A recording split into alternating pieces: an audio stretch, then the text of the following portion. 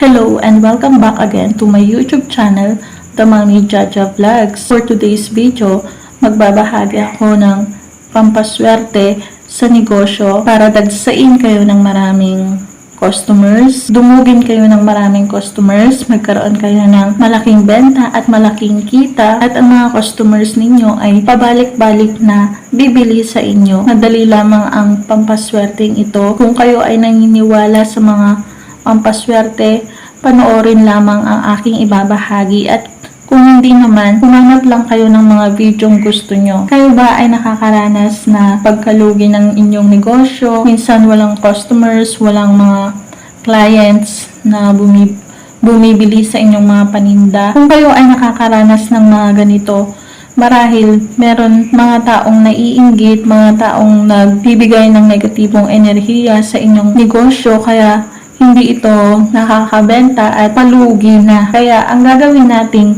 pampaswerte ay makakatulong para ang inyong negosyo ay manumbalik sa pagiging malakas at pagkakaroon ng maraming customers. Kailangan lamang dito ng 100% na paniniwala, maging positibo at maging masaya kapag gumagawa kayo ng mga pampaswerte. Gagawin ito sa kahit na anong araw na gusto mo. Kapag naramdaman mo na pwede sa iyo itong pampaswerte na to, huwag ka nang magpatumpik-tumpik pa at magmadali at sundin ang pamamaraan ng pampaswerteng ito. Nangangailangan lamang tayo dito ng mga bowl na babasagin.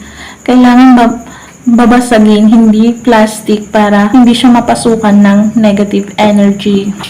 Nangangailangan din tayo dito ng bigas. Alam naman natin, ang bigas ay simbolo ng kasaganahan at siya ang magmumultiply ng benta. Magkakaroon ka ng maraming benta at malaking kita at tudumugin ka ng maraming customers. Nangangailangan din tayo dito ng asukal. Ang asukal ay isa din sa simbolo ng kayamanan, kasaganahan at maa-attract nito ang matamis na tagumpay.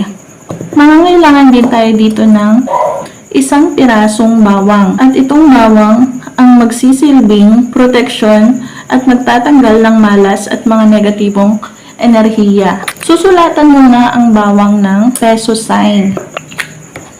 Kapag kumpleto ka na ng mga sangkap, maaari mo nang gawin itong pampaswerte. Kailangan lang ng 3 kutsarang bigas at 1 kutsarang asukal at saka mo itutusok ang bawang ng patayo. Pagkatapos mong magawa ang pampaswerteng ito, banggitin lamang ang chant na ilalagay ko sa screen.